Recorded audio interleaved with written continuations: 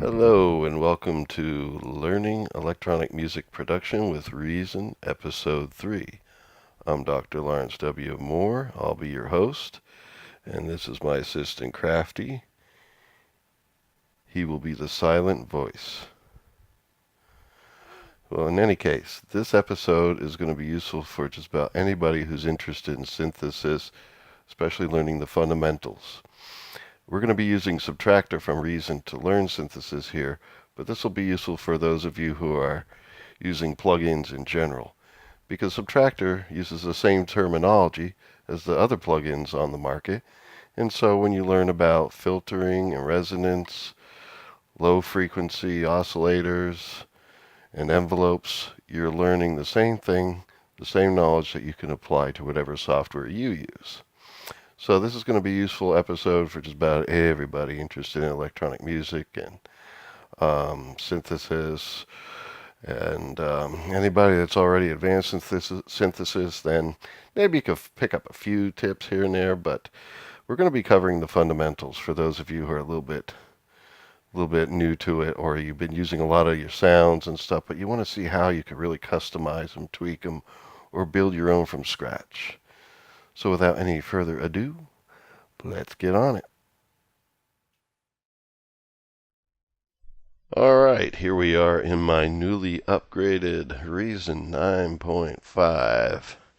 And this lesson is going to be about the fundamentals of synthesis, and we're going to use SubTractor to learn some of these synthesis fundamentals. Now, as you guys who've been following the series know, I've been building a little bit of a tune week by week, and I already recorded and made a bass line using SubTractor and a distortion box to enhance it a bit and stuff. We'll hear that at the end, but since we're going to learn about synthesis using this guy SubTractor, and I don't want to mess up my sound, I'm going to make a new one, and we'll use this to learn about SubTractor, and then I'll show you, my bass sound that I made. So anyway, I'm going to double click it here in the list, and there SubTractor comes up. Now just to get a little more real estate here, I'm going to close that. And is it on MIDI? There we go. Its default sound when you call it up is a bass sound. And we're going to zoom in so it looks a little bigger. There we go. The bass sound and all the sounds that you want to load up can be loaded up here, just like all the other Reason instruments. They have a patch loading section here, and you can click browse. The browser will open up, and there'll be folders by type. Folders by type, and these are the popular ones here. You can always put your own in there. If you make your own sounds, you could save them using the save button here. Store them wherever you want to, and so forth. I have a separate folder that I keep my user sounds in so that I can browse for that anytime I want to, but I also keep them separate. Just how I organize things. So anyway, that's the patch loading section, and by default it's a bass sound. But to learn how we can make sounds in SubTractor and the synthesis stuff I want to teach you, we're going to clear the sound by right-clicking on it and going to Reset Device. Now I'm zoomed in here, but you'll see it's kind of like a little bit down towards the middle of the menu there. So Reset Device, and then what it does is it resets it to a very basic single sawtooth oscillator with some filtering on it. And we'll see what these different things do. We're going to start here with this oscillator section. There's the sound. And so that's a sawtooth sound being generated by the oscillator, and the other sections of the synthesizer basically allow you to craft the signal being generated by the oscillator. We're going to get to the other sections, but let's finish up the oscillator section first. Now, you see here, it has the oscillator list where you can do your basic wave shapes. Saw, square, really a pulse wave, because you can do pulse width modulation with this. by using one of the modulating oscillators. And in fact, I'm going to keep it on square waves so I can show you that when we get to that section. But you see there's triangle, sine, and then numbers. And these numbers are basically more complex wave shapes that are made. And they don't have an actual graphic, but you could go through them, hear them, and if it sounds like a good core for the sound you're trying to build, you'll deal with it. We may have some more specific episodes later on how to make specific types of sounds or sound categories. But right now, let's just get the basics down. So here it's square, and what we have here is the octave setting. If it's on 4, that means it's basically, when you press a key, it's going to play that note in that octave, unless of course your keyboard is transposing. But right there I'm playing a C, and it's supposed to be sounding as like a middle C. So 4 means everything's in its right octave.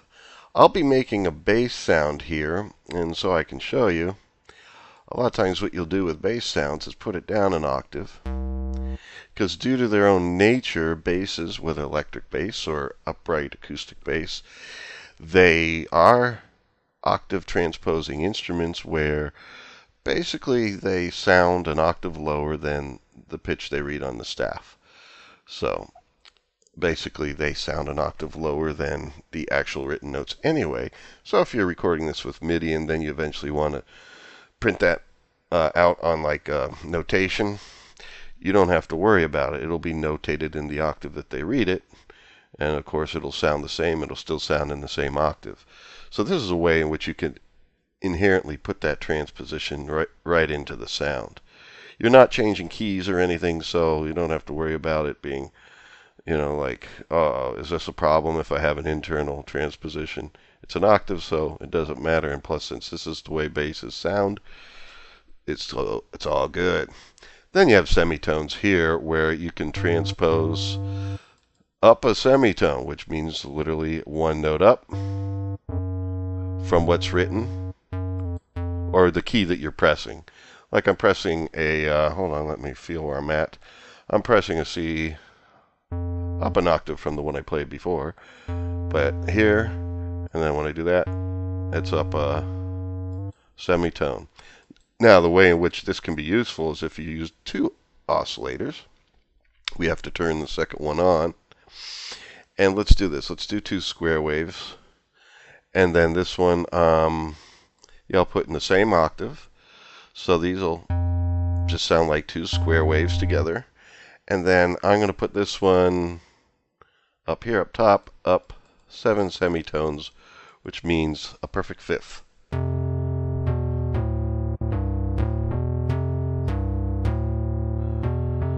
And sometimes that's used as a sound synthesis tool to have like a chorused bass and so forth. Now, in addition to semitones, there are cents over here. This divides a semitone up into 100 slices. So depending on what frequency you're on, whatever the frequency of the note is above, this divides it up into 100 slices between that and that note, or the note below. So it takes the semitone and chops it up. And so if I play this note, you hear it as a chorusing effect that also produces a little bit of phasing, since its frequency is close to the frequency of this one. But the way I like to do it is, like, if I want them to be 10 cents apart, I'll put this one up 5, put this one down 5, and then you kind of have like the perceived in-tune frequency in the middle, and you get that effect of the chorusing. And you see it sounds a little fatter than if they were both on the same exact pitch. Now I'm going to put them back because I got to demonstrate some other stuff. So I'm going to put it back. I might ultimately put them apart again. But anyway, now they're in the same octave, same note. no bending of the frequency, and so it's 2 unison oscillators. Now what you have over here is phase, and the way you typically use it is use the different oscillators on different phase mode settings here. Like this bottom one, I'm going to put it on the X here, and this one leave it on the open circle, and you get a certain phase relationship, which we hear as a timbral effect. Because what's happening is, as these are a little out of phase, they are sometimes canceling each other, sometimes adding to each other. But this switch between canceling and adding goes back and forth quickly, and so it just sounds like a timbral change to us. And then you can adjust it using the phase knobs here. For example,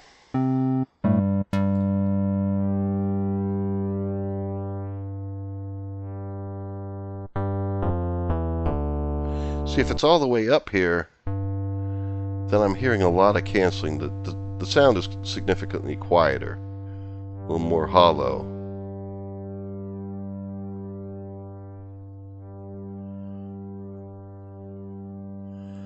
There we go. So, let's try a different setting. Let's put this on the line in the middle.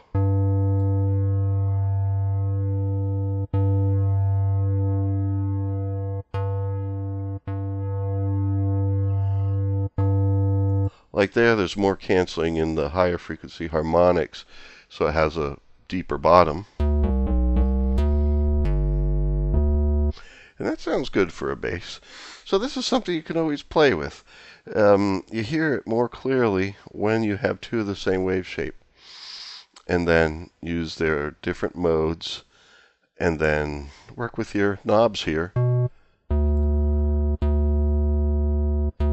See, this one, you're not going to hear much of a difference because it's on the open circle here. So this is the one that we're actually using. We're kind of keeping this in its position. This one we're shifting, and then the degree of shift, fine-tuning the degree of shift is here. So it gives us more of a response by doing that. And that's typically how you use it. You have here keyboard tracking, and you usually have these on. What this is keyboard tracking means the oscillator actually changes notes with the keyboard. There, I turned it off. Let's even turn off this oscillator. I'm playing different keys, and it's not changing notes with them. Now it is again. So that's something like if you make like something that you want to have sound percussive, you could turn this off, and so you basically are designing your sound, and the note that you hit isn't going to change its timbre. It's like a designed percussive sound. But typically you have this on because you're using notes. And of course you have one that you can use as a percussive part of the sound, or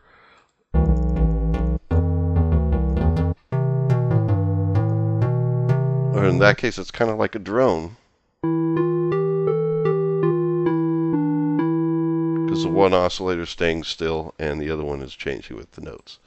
But anyway, let's keep them together and move onward, why don't we? And in fact, I am going to change the phase back, because I'm showing you what these different things do. But as I go through some of these things, it's probably better if you hear them as is. Now, on a lot of these knobs, some of them have different ranges, but typically what you'll find is they use MIDI note ranges. So 63 is like the middle. So if I want to keep these phases right in the middle here, sometimes it's hard to get there. But since the phase mode is off, this could be 63, that could be 64, and we're fine. Alright, so what other sounds do we have here? Alright, FM, this is frequency modulation. What happens when you turn this on is basically the frequency being produced by the oscillators gets oscillated itself. It's almost like a vibrato, but fast. FM, well, vibrato really is a type of frequency modulation. It's slow, so it's not your timbre changing type of modulation. It goes up and down like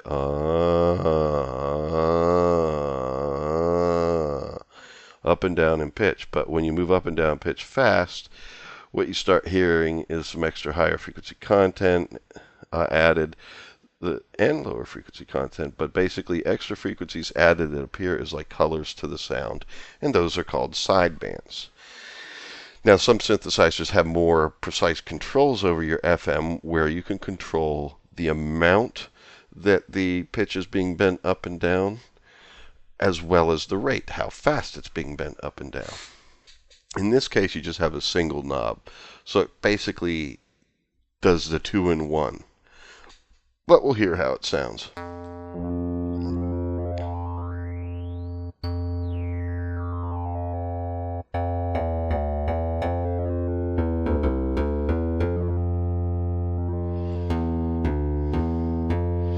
So you hear some extra frequencies being added to its timbre, and those are the sidebands. Now, basically, after you get used to turning the knob a bit and stuff and using it on different waveforms, you kind of get used to, what different kind of sounds you get from it. And then you can actually, a lot of these effects like phase or FM, you can then have change over time of your sound by using like the LFO down here or modulation envelope down here and so forth. We'll get to those in just a moment. Next we have here mix. This mixes how strong one oscillator is to the other. Like for example, if I put this one, the second oscillator, up an octave, we have oscillators playing in an octave pair, one higher than the other.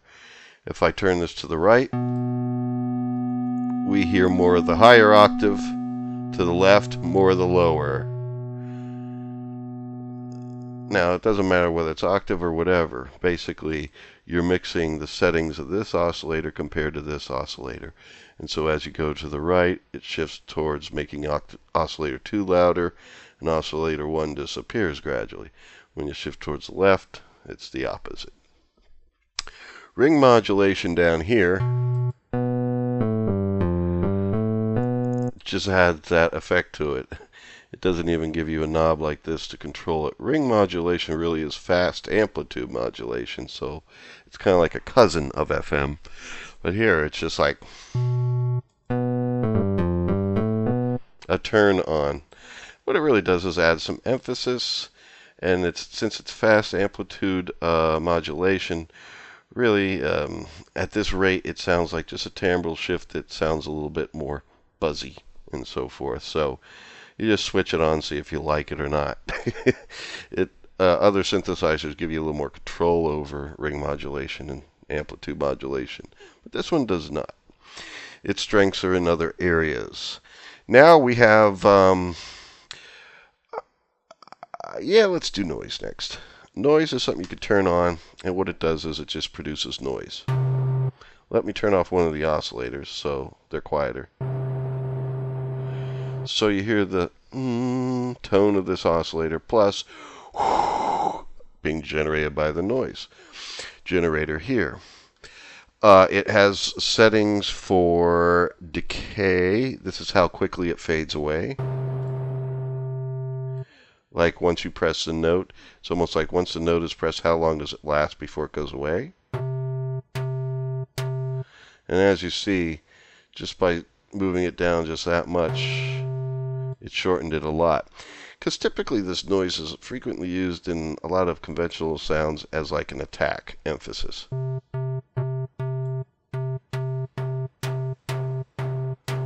The longer it is, the more obvious it is. And then it also has a setting here for color. This means it's to the right side, means it's a little brighter, more higher frequency content. Let me have it sustain longer so we can hear it.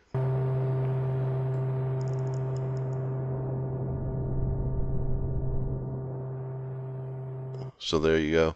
You could, as you turn it to the left, it emphasizes the lower frequencies more.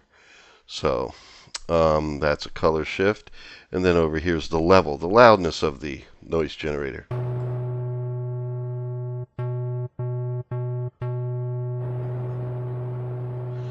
Since a lot of times it's used to emphasize attack, I'm going to turn this down.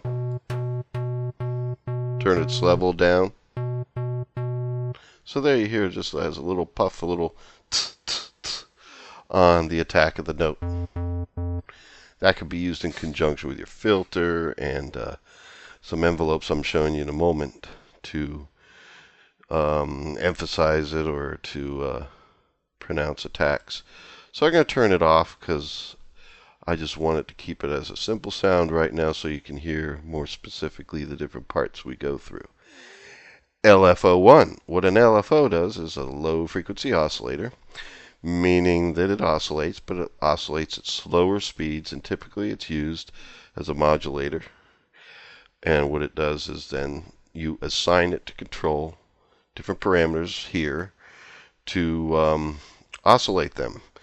For example, it's on oscillator 1, 2 right now. So usually when it just says oscillator 1, 2 or oscillator 1 in some synthesizer, more often than not, it means it's going to oscillate its frequency, so its pitch. And so what I'm going to do here is with the rate, that's rate. This is the speed of it, and this is the amount of it. I'm going to slow its speed down to somewhere around there. And you see there where the label appears, rate 28, 36, up to 127. That's MIDI numbers, a range of 0 to 127, just like these knobs over here. Just meaning it's kind of like being held in conjunction with like controller ranges, like 0 to 127 is a MIDI controller range. And you consider 63 to be the middle. But anyway, I'm going to put it down here. What does this mean time-wise? Well, you just hear it. And so I'm going to keep it a little slow here. And then I'm going to turn up its amount. We're not going to hear any LFO until we turn up its amount.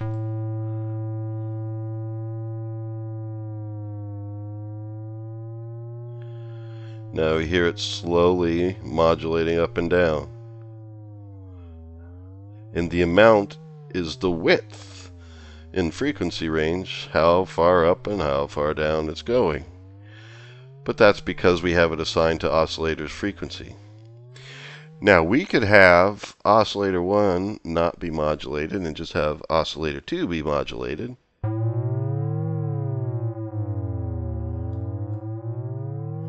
Because now it's assigned to oscillator 2, but it's not going to oscillator 1. Let's speed it up a bit so you can hear the range of rate. And there it's becoming more like FM, because it's so fast now it sounds like a timbre. But here you can still hear it.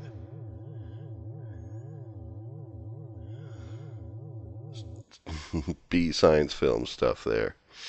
Alright, now we're going to look at some of these other parts here, the filter in a bit, so we'll be able to see that. Here you can assign it to FM, in which case now it's going to be basically turning this FM up and down.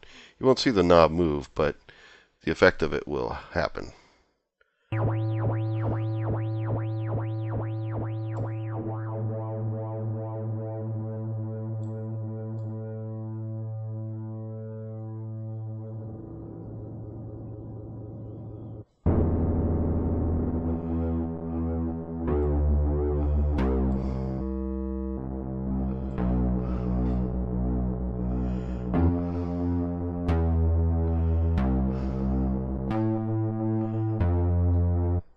There we go. So that's that. We can alter phase with it. So now your phase relationships would change. Turn up its amount. Oh yeah, and we gotta actually change their phase mode. So I'll switch this one back to. There you go. So now you hear phasing at the speed of this.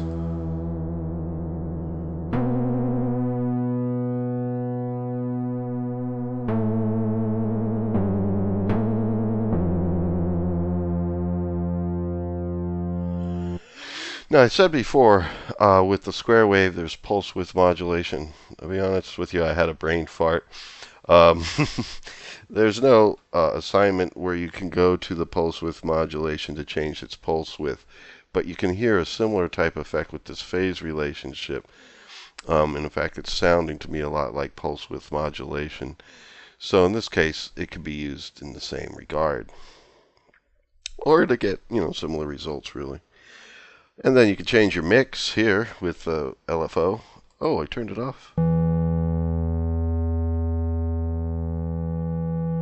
So it's switching between the oscillators, but since they're in different phases, you get that kind of an effect. Alright, so I'm going to turn off the LFO temporarily, and we're going to look here at the mod envelope. Now, what an envelope is here, these envelopes are ADSR. Attack means how quickly the attack or the beginning of a note comes in. Or when you press a key, how quickly whatever event you're shaping with the envelope comes in. And the decay time is how long it takes from reaching that initial peak before it starts coming down again. And then it'll come down to whatever level you set here with the sustain. So this is level. These are time. And then the release is how quickly it'll go from the sustain level and disappear. So in order to hear this, let's assign this to something. It's assigned to oscillator 1, but we haven't heard it yet because of this amount here. What I'm going to do is put these back in phase, make oscillator 2 a higher... Actually, let's just turn oscillator 2 off. Then we'll hear this more clearly. So now we're going to hear our oscillator be shaped by this amplitude envelope. Now, when I have the release and the sustain down, it means we're going to hear an attack that's quick, and we're going to hear a decay that lasts a little bit, and then the whole sound goes away because there's no sustain level and no release.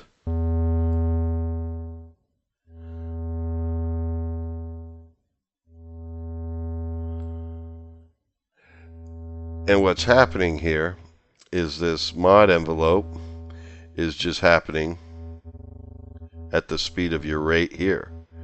So you could literally have your LFO off and use its rate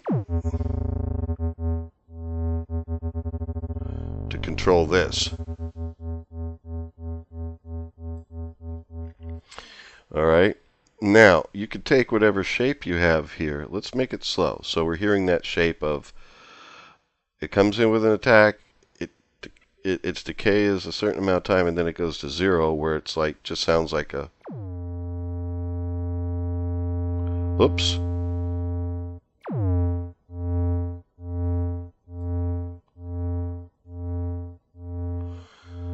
It's looping at the rate of this LFO. Even though the LFO's off, the rate is kind of like attached to the mod envelope. So if you're using this and this, the rate would be affecting two things. So it's looping this envelope over and over. And now if I want to invert it, this will invert the shape. So we're going to hear it. The sustain and release time of it are lasting longer.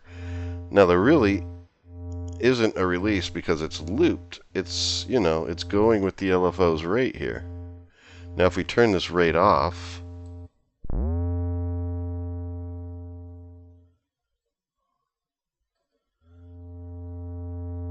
it's a single shot now. And what's happening is this is an inversion. Let me turn the inversion off so you'll hear it come in, and over the decay time you hear the sound and then it goes away.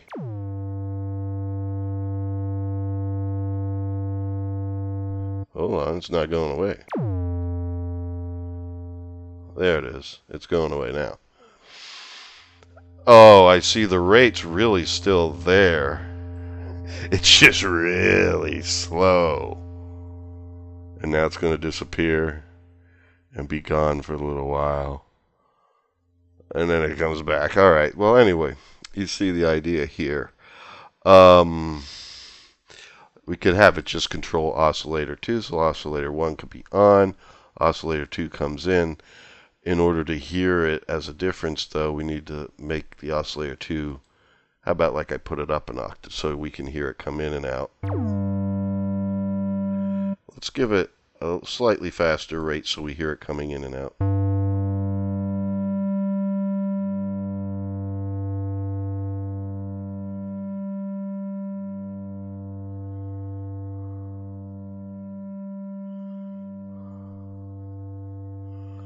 Alright, now we can do this where the decay time is a little shorter. Let's put a little sustain on it.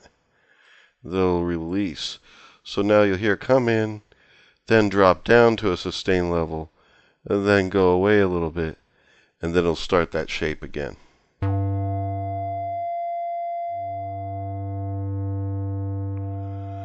It seems to be going...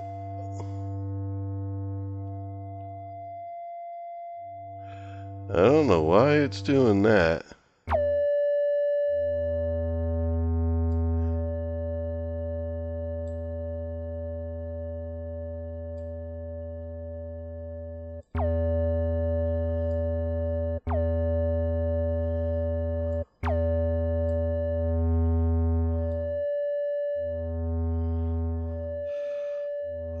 Looks like because this is on, this envelope is functioning.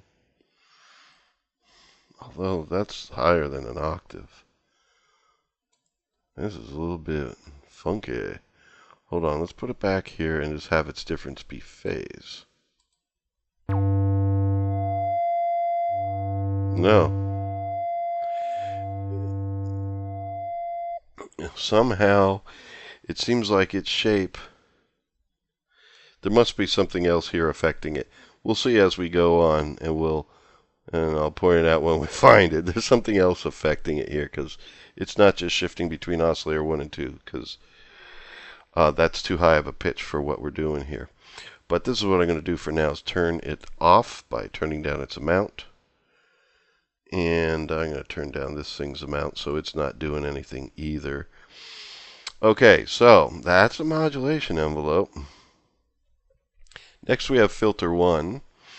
This has already been on this whole time. And it's been set to a low pass 12 filter. Low pass 12 means, well, low pass means anything that's below a frequency that you set with the slider gets passed, and then things above it slowly get attenuated, and then as you get higher, they're cut out. If I move this down in frequency, now it's just passing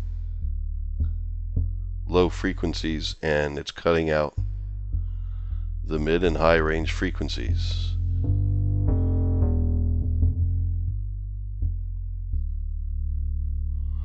Okay, now I'm going to switch it to low pass 24 here.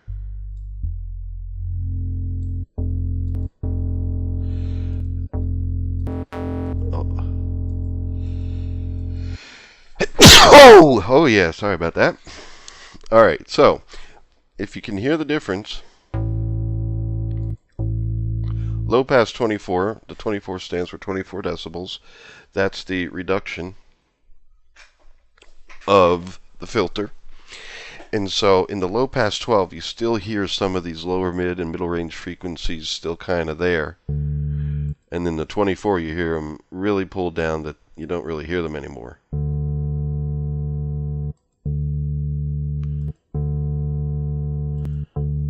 So the result here is low pass 24 is more abrupt in cutting things out above the cutoff point here. And then at this cutoff point, we can add what's called resonance,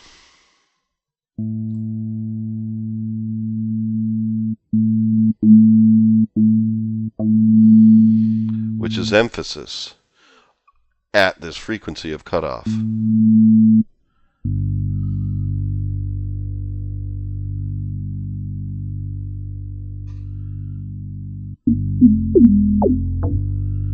Yeah, when you have it up high, it sounds like a pew, pew.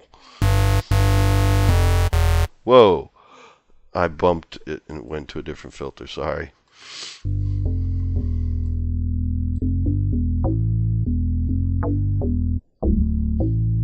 Okay, now there's a keyboard tracking knob here.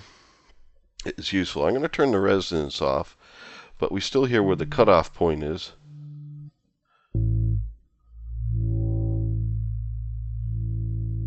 Right around there.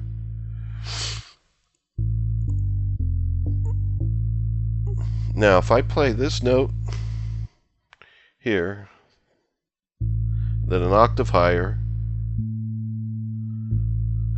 Actually, to hear this, it'd be better to have the resonance up.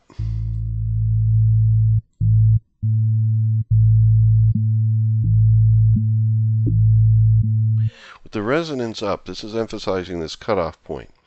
As it's set now, that cutoff point is literally a certain point in frequency, in the frequency spectrum, where things are being cut off and then emphasized at that cutoff point with resonance. But if I turn up the keyboard tracking knob, this becomes a little more glued to the notes you play, and so it'll move up and down. You won't see the slider move, but it'll be proportionate to the notes that you play. Like there, now this is attached closer down to the note I'm playing. And now when I play this note, it moves up. This cutoff point in its resonance, which is being emphasized, is higher.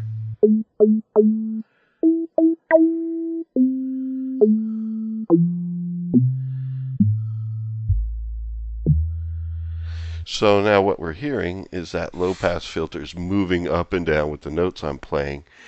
And what we're hearing stand out is the resonance in that cutoff area as it moves up and down. Here, it goes with it. And you can have it somewhere in between where it kind of goes with it and kind of doesn't. It kind of like goes somewhere in the middle.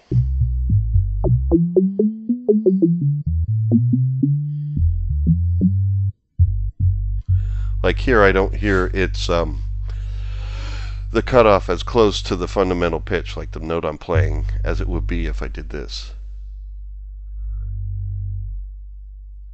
See there? It's going more towards where this frequency is, and here it's moving that frequency more towards where the note is. So that's how that works.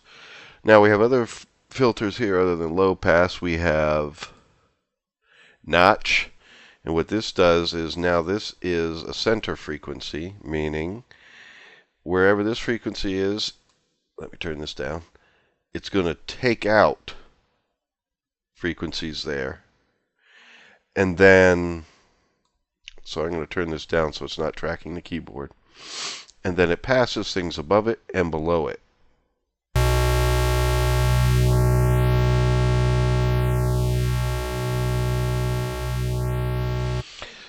So we're hearing the full sawtooth come back now, pretty buzzy, because all we're cutting out is some frequency here. And when I turn up the resonance,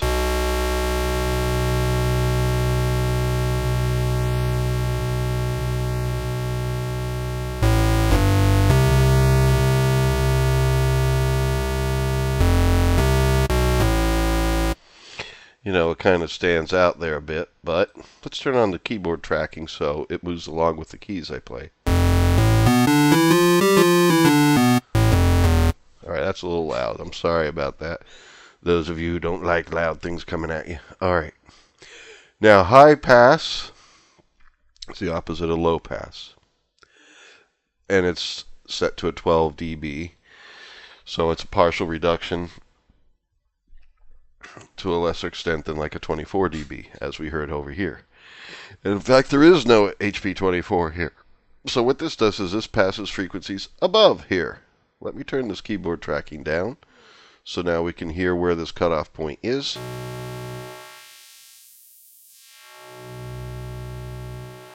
So here it's actually cutting out the note I'm playing and only playing the harmonics above it. But those harmonics, I think the octave is still kind of in there, so we could still hear the notes being played.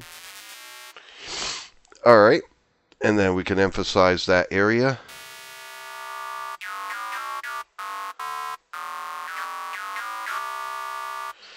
And then we could have this follow the notes I play more closely.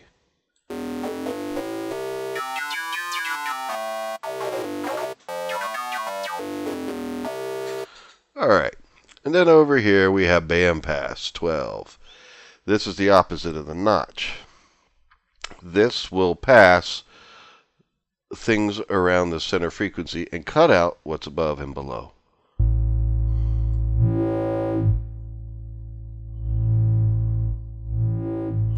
Let's turn down the resonance and just hear it passing.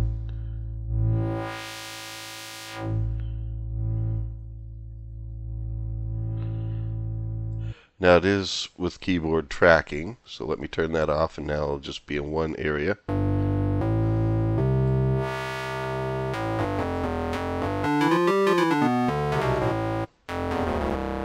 When I play the low notes, like the notes that's being played are being kind of sucked out a bit, since it's not tracking them. And then up here,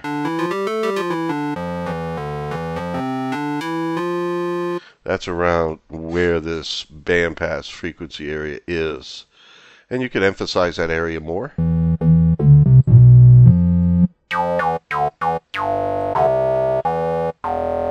There, no matter what note I play, since I don't have the keyboard tracking on, it's emphasizing like a range. And now I can have it move around with the notes I play. There we go, baby. So I think you're hearing already a lot of familiar kind of sounds that you've heard in different plugins and stuff you used before. But now you're hearing how the stuff's made. I like low passes.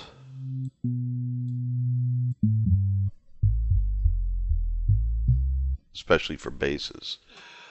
Okay, and now you could actually tack on a second filter. If you just turn the second filter on, basically your signal, after it goes through this filter, it could go through a second one where you could cut out even more.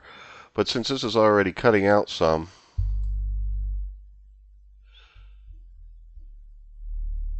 like I'm not going to hear an effect up here because this is already being cut out by the low pass. But right around here I could cut out even a little more. Another way this could be used, like if you're doing band passes. Remember, this is where we're passing a frequency range right around here. You could have it pass like basically two areas. Well, not two areas actually, because it goes through here first. So this will basically be somewhere right around in this area where you could take out even more.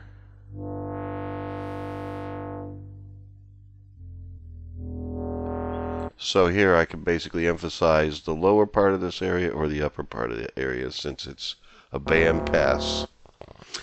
And then you could link the two together, so this is being calculated based on this. Which for the band pass means your whole length here is now relative to this area. So anyway, I'm going to go back to the low pass.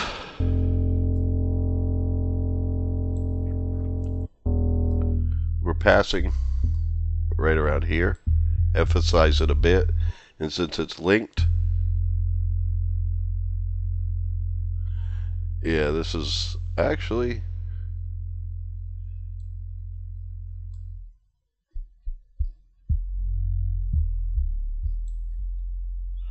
let's turn the link off here. Not as limited in range. Maybe emphasize this area too.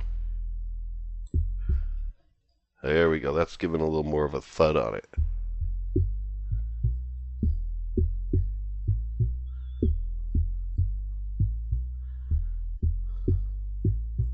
All right. Let's go on. Just a little more to go. We're going to make it. All right, here we are. Filter envelope. This basically applies this ADSR scheme. In the single shot, it doesn't loop and go with the rate of the oscillator here. But in a single shot, it goes along with the pressing of the key, how long it lasts, and then what the sustain level is, and so forth. So what we're hearing right now is just this little pocket of time right after the attack Oh no, we're not, because the mount's all the way down. Now it's going to be like that.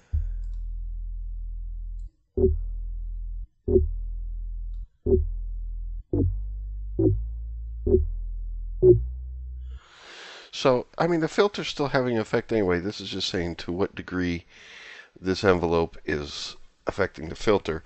And so right now we're going to hear right at the beginning, during this decay time here, from the attack until the sustain, we're hearing a little bit of this stuff being emphasized. Now if I turn up the sustain, now we'll hear emphasized to start, but then it'll reduce it down a little bit and hold it there.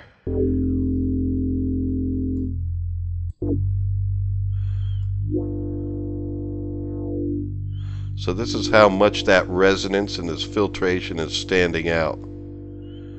Really, this envelope seems to be carrying the resonance more than anything else. So we hear it come in, and then it pulls it back a little bit. Sustains it there. But if I turn this all the way down, it pulls it back out. And that's good for an attack on a bass. But we have it sustained. We can have it last a little longer too with this release time.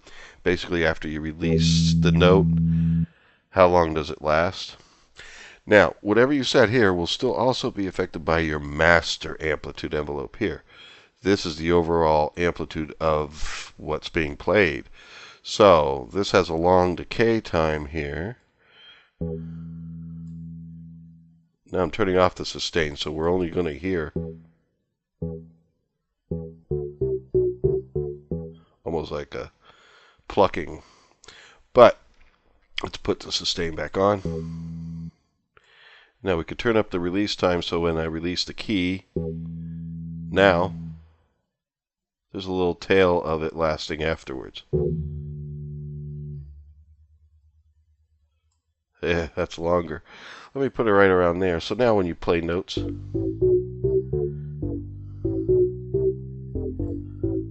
you know, it kind of helps things resonate out a little bit into the next note. And basses do ring out, so. Now, I'm not trying to imitate an acoustic bass sound, but even when you're doing synth basses, they usually sound good with a little ringing out to them. Alright, next we have an LFO2 here. This is another LFO. It has its rate and it has its amount. Just like this one, it just has a different set of things it can affect. Amplitude, that's the amplitude of the note. This will sound nice. Now its rate in the middle here. Put it there. We're not hearing it happen yet because the amount's down.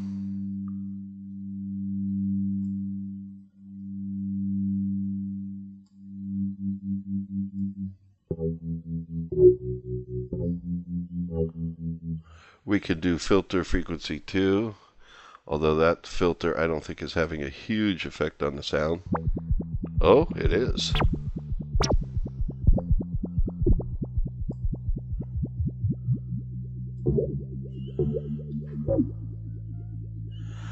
And you can assign it to phase. Slow it down. Sometimes it's good to have little subtle changes to the sound like that.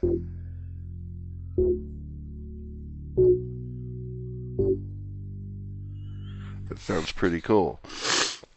And then down here you have keyboard tracking. So if I turn this up, the amount of this will respond with the notes I'm playing. Like there we don't hear much. Play a higher note. Hold on, let's change it to amplitude so we can hear what it's doing clearly.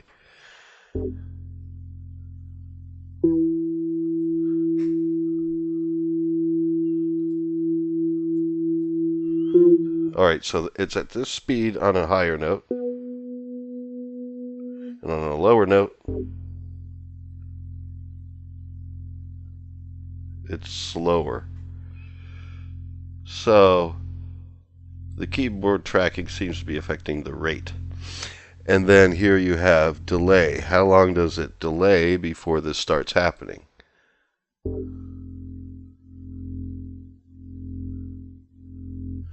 So that's your delay time. It takes a little bit before it comes in.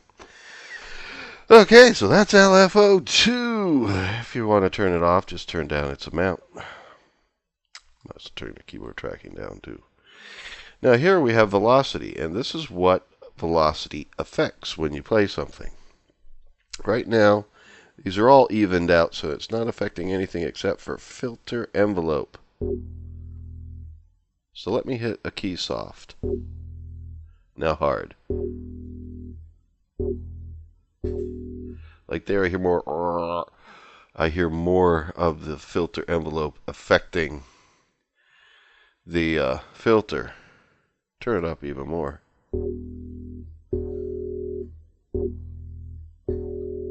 So there, the second one's where I'm hitting the key harder. You're hearing the resonance emphasis coming through stronger. So we could have affect that. Another thing is amplitude. Right now it's not affecting amplitude. You hear my notes are pretty much the same loudness. Let me turn it up. Now I hit it soft. Then I hit it harder. So it is affecting the overall amplitude. This is the output level. Let's turn that up.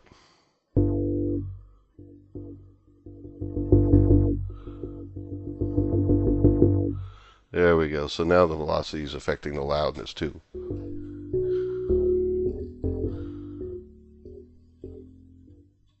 Yeah, so velocity is the quickness at which you're hitting the key. Also the hardness, really, because when you're hitting a key harder, you're hitting it quicker. But really it's measuring the speed at which the key is going down. Now, so we've been through this whole thing, and we're going to finish up with this stuff here. You have here a mode. This mostly is important when you go to monophonic mode. See here it says polyphony. This is how many notes it allows you to play at once. 8's usually good enough for a lot of things, but if you want to use it as a solo thing, and typically basses play one note at a time. Now and then they could play, things a fifth and fourth apart and stuff when they strum to strings and all, but most of the time they're playing one note at a time.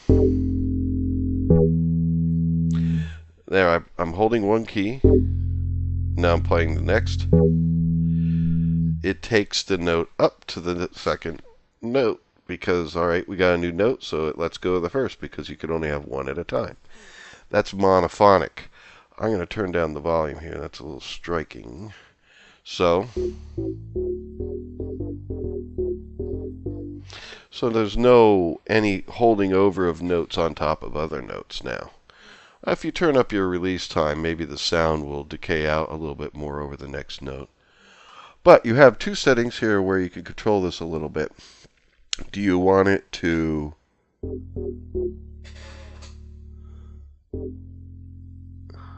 hold on a second here.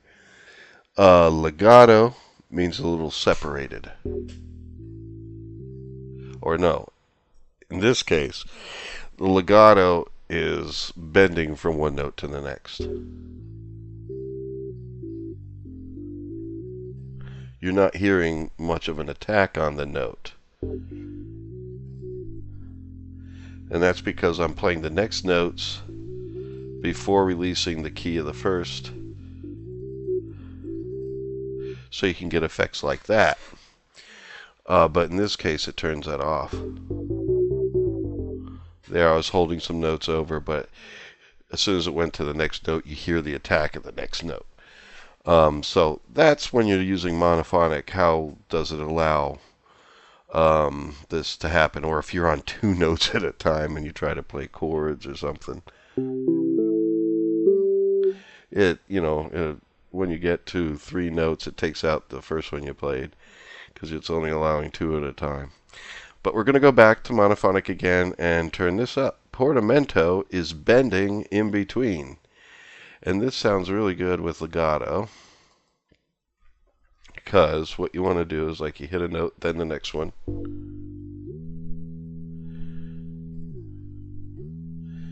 And as I switch between notes, I'm lifting up the other key after pressing the next one.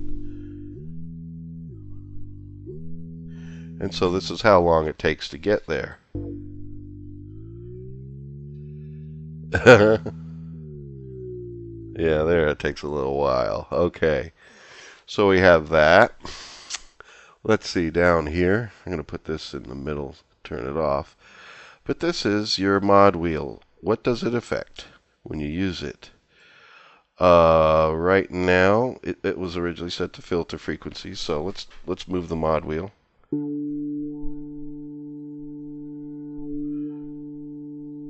So you hear the frequency of that resonance going up and down with the mod wheel. So, you could decide what things you want the mod wheel to do if there's some sort of changing effect that you want on the fly. Like if I want to be able to change the timbre on the fly,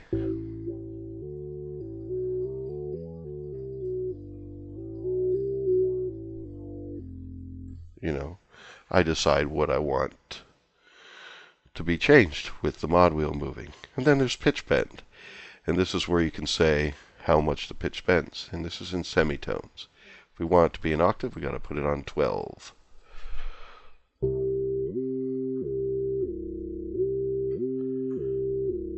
The 7 to begin with was a perfect fifth. So, last but not least, we have here where you can have some other parameters affected by which of these you want.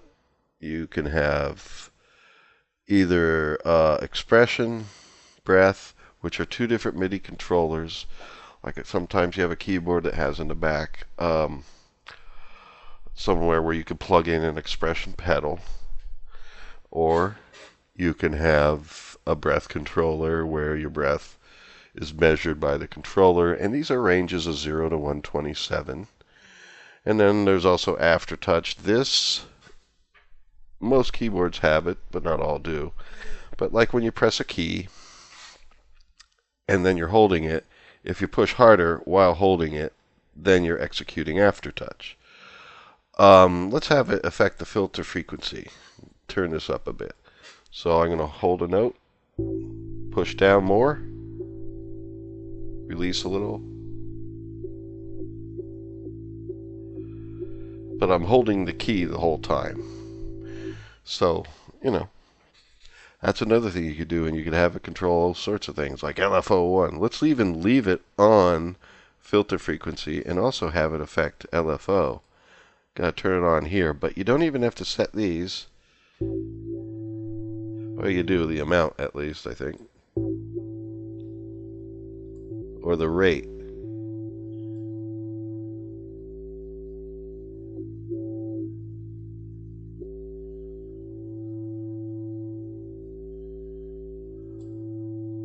Yeah, it's affecting amount.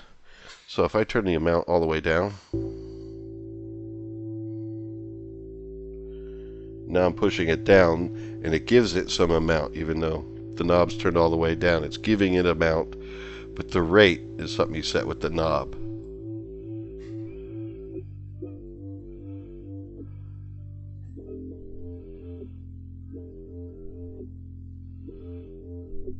There we go. So anyway, I think I covered just about everything on this thing. Now, it does have, like most Reason devices on the back, other inputs where you can automate some things or have other controls from other devices sent to this.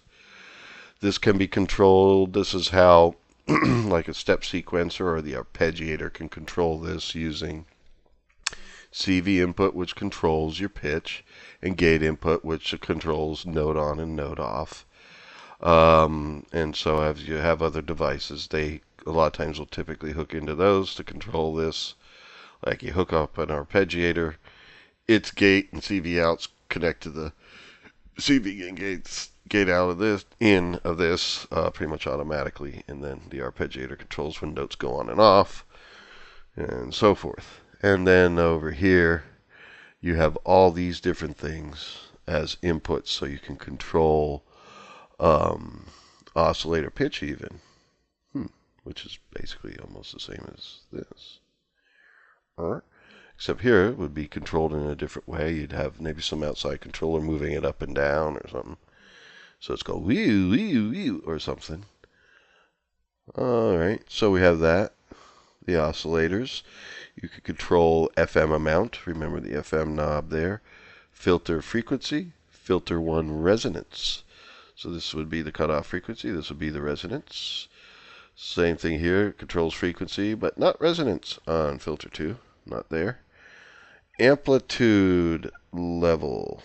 You can control the overall amplitude level through here. And mod wheel, and finally phase. Let's see here. These are modulation output. Because we have a modulation envelope in there, you see there's an output here. The filters envelope could also come out of here. So let's say you have an envelope on your filter that's controlling like how the resonance comes in. It's like, you know, where it pronounced attack and then sustains lower, and you have that envelope on your resonance. Here you could have that connected to something else so that this filter and something else somewhere else is on the same timing mechanism of an envelope. So that's what that would be used for, and you could have your LFO coming out of here and controlling something else too. Let's see, amplitude envelope. This is inputs. So you could have something else controlling this one's amplitude envelope, something else controlling the filter envelope, something else controlling the mod envelope. So here's where these envelopes go out, and here's where you could have information coming in. You could have 2 subtractors where this one connected up to the other one's inputs, and then like the inputs on the other one would be connected to the outputs on this one, and then these envelopes would control the ones down there. So you could set them in this top one and it'll automatically control the ones below. That sort of thing. Okay, so now that we've done this, I'm going to delete this guy now that we learned about it and show you the bass that I made here. Now I put it through a distortion box too because it just needed it. But anyway, the bass sound up here, I gotta click on here because this is what's controlling it. Or no, let's click it.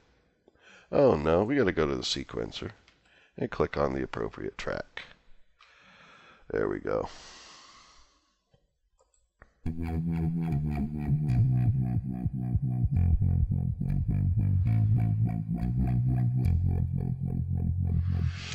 Now I'll just quickly take a look at it so you can kind of see what's making it sound like that. Well, part of it is this distortion box. But basically what it is it's a sawtooth and a sine wave. The sine wave is, they're both down an octave like a bass. Sine wave is there to give a little round bottom body to it. Like if I turn it off, it's a little less deep. And there's some filtering on it there, low pass filtering, putting emphasis in somewhere. And that emphasis then gets even further emphasized by the distortion box. But it's really a simple sound, and you see it has an LFO, that's the wah wah wah wah. And it's moving at, you see there, the rate actually gives me 8th triplet. So it gives me time with the synchronization with the tempo. Now how did that happen? That kind of happened a little bit accidentally, to be honest with you. And now that I think of it, how did it get there like that?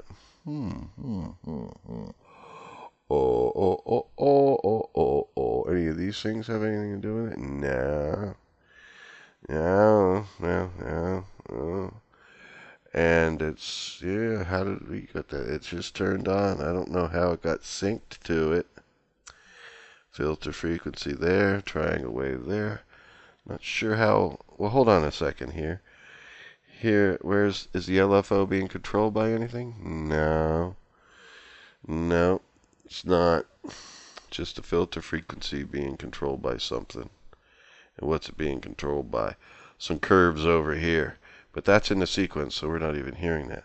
So I'm not exactly sure, to be honest with you, how it was able to let me set it to 8th triplets so that it's tempo synced. I don't see anywhere where it lets you do that, but it did. Look at that, man. It gave me that option.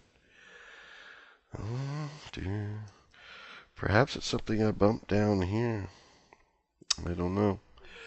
I'll try to find that out for you next time. For now, it was just luck. But anyway, let's hear this. And that'll be the end of this week's Thinger. Here we go.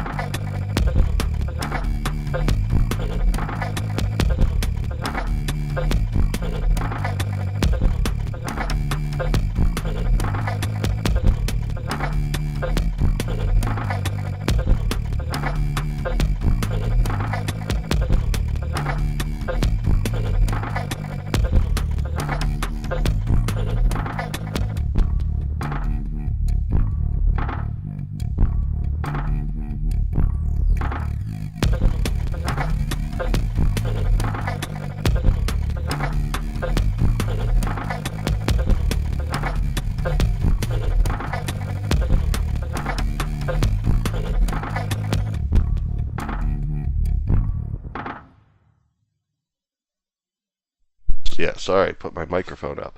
I had it on loop there, but I'll see you next time, man. What are we going to do next time? I don't know, but it'll be something interesting. Okay, ciao for now. Hey, you could leave a comment, maybe leave a request for what comes next. Anything in Reason you're looking at that also bears significance on electronic music production in general, let me know. Hey, this is my screen recorder, by the way. Infinite portals into the unknown. Oh.